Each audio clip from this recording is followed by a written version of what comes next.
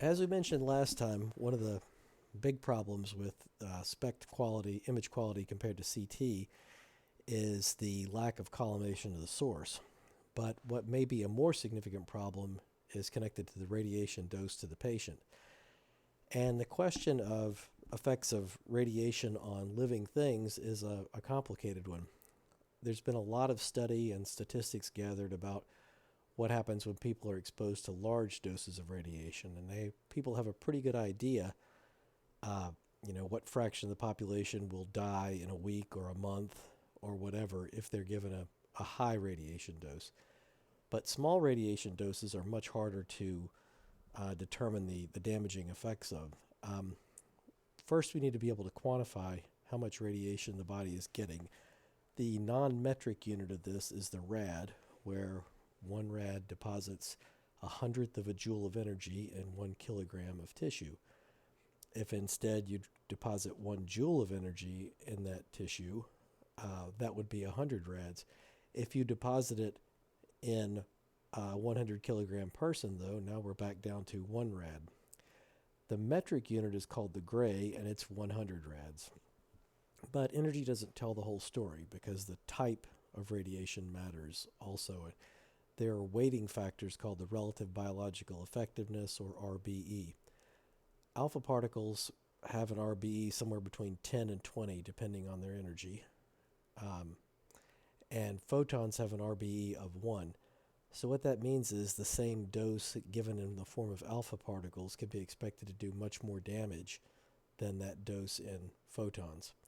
So if you multiply the two things, the RBE by the dose in rads, you get what's called the REM, or Rankine equivalent man.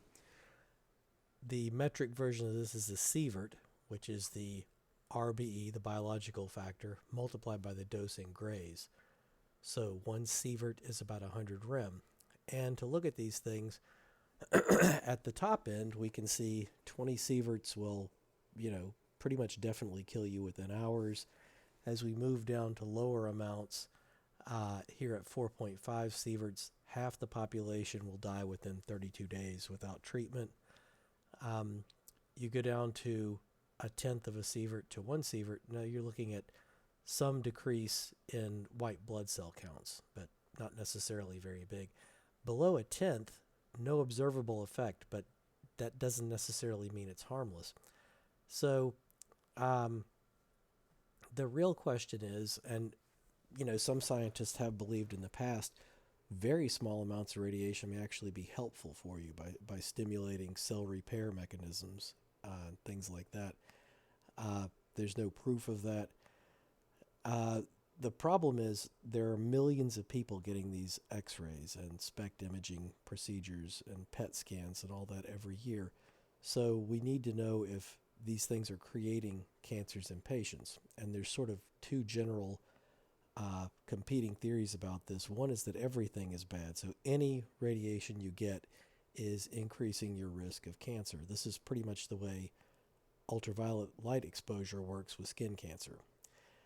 Now, if that transfers to higher energies, that means if we give 1 million people dental x-rays, we expect some fraction of them to come up to develop head or neck cancer because of that. It's certainly going to be a small number. We know it's not going to be half of them because we would have figured that out. But the fact that it's a small number is probably not very comforting for you if you're one of those people.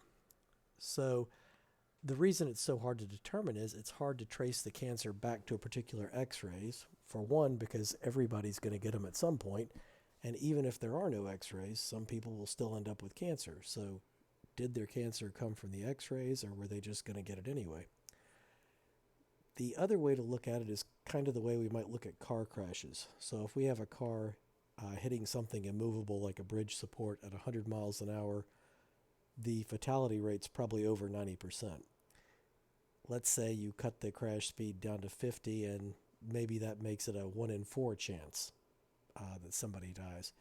If we keep lowering the speed, we expect the chance to die to keep dropping. But does it drop linearly, or is there some lower limit? At 5 miles an hour, maybe you've got 1,000th of a % chance of somebody dying, but at a certain point, what if we slow it down to 1 foot per hour? we're not even going to damage the car. And if you do this 1,000,000 times and one person dies, they probably would have died if they were sitting at home in a chair. So it probably wasn't really the car wreck that killed them. So this is the debate about radiation. Is there a point below which it doesn't matter, or does every little bit do some damage? Now, the idea that there is a threshold before it starts to matter, there are a lot of different background conditions that people have. If you do a lot of flying in airplanes, you get exposed to more radiation. If your house has a basement, you can collect radon gas from decays in the Earth's crust and increase your exposure. If you live in Denver instead of Savannah, you're going to get more radiation because they're higher up and there's not as much atmosphere to block it. So the question is, how much effort do we make to reduce the radiation dose if, people in Denver are already getting a larger dose than we're talking about here? And it's not an easy question. There's a lot that goes into it. Anyway, once you can argue about how large of a dose is dangerous and how much is trivial, but at some point you got to come up with a number. Whatever your belief is or whatever you think the evidence shows, you come up with some number of an allowable amount of energy, of radiation energy to subject the patient to. So the energy of the photons in the SPECT scan is about the same as the energy of the photons in a CT scan. So let's say that an acceptable radiation dose is N of these photons. It might be billions, trillions, I don't know. But for the CT scan, essentially all the photons that are aimed at the patient have a pretty good chance of reaching the detector or being stopped by the patient. Certainly not all of them, and some will be scattered away from the detector, but they're all initially aimed at the detector at least. In SPECT, we know that fewer than 1 in 1,000 photons are going to reach the detector. So our problems are the photons aren't aimed. They go in all directions. So even if we didn't have a collimator over the detector, most of the photons would never get near it. Also, for technetium-99, the half-life of 6 hours means that if you image the patient for 6 hours, you're only going to get half the photons that go into the dose that the patient is ultimately going to get. That's a crazy long period of time. Patients are not going to agree to lay still for 6 hours, and even if they did, there's no way you can occupy these $1 million machines in a hospital clinic if if you're only going to be able to run 2 or 3 patients a day through them. It's going to be even more ridiculously expensive than it already is. For a 30-minute procedure, which is about the most you're going to be able to get out of a patient, that means only 5% of the technetium is going to decay in that time. If you imaged for an hour, you'd only be looking at 10%. So 90% of the dose to the patient, 90 to 95%, is delivered after the procedure's over when nobody's looking. But you still have to take that into account when you decide how many photons you're going to get out of this patient. How much dose are you going to subject him to? So if we set that for N photons, almost all of them go to the X-ray image. But for each photon that gets to the SPECT detector, there were at least 10,000 others that were generated in the patient and either escaped or were absorbed by the patient. So dramatically lower photon count is one of the main reasons that SPECT looks so bad compared to CT. Now for PET scans, there we're using isotopes that beta decay by positron emission. So this means they drop down 1 atomic number, but their baryon number is unchanged. One of the most popular isotopes for this is fluorine-18 in the form of fluorodeoxyglucose. Since this is a sugar, this goes to the hungry parts of the body, like cancer cells, your brain, etc. When the positron gets emitted, it's going to find an electron almost immediately, within a few millimeters. The two are going to annihilate each other, and we'll get, most of the time, 2 gamma rays, and the 2 gamma rays leave in opposite directions so that momentum and energy can be conserved. Because of this, we can avoid the collimator in this case, which really improves the efficiency. What we do is use the fact that these 2 gamma rays go in opposite directions and we have rings of detectors around the patients, and we look for what's called coincidences. So if you have two photon detections within a few nanoseconds of each other, you're probably looking at the two gammas that came from that single decay, and that means you can draw a line between those two detectors and say, okay, somewhere along this line, that's where the decay happened.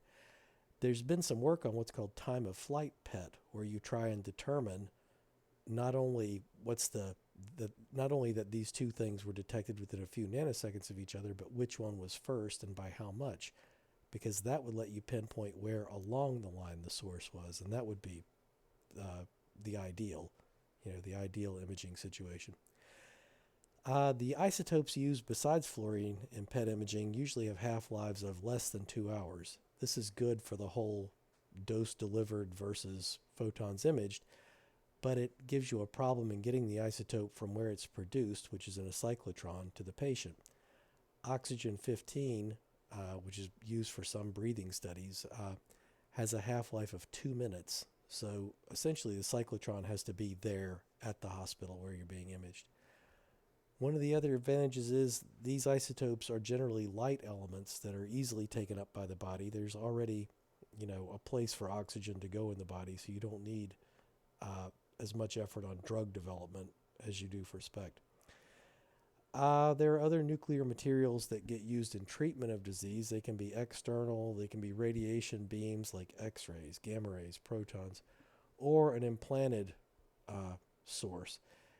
The implanted sources can be very localized. If they're alpha sources, we know that they're only going to travel a very short distance and they're going to dump all of their energy in that volume. So if you've got a tumor or something, you put the alpha source inside it, the tumor is going to get essentially all of the dose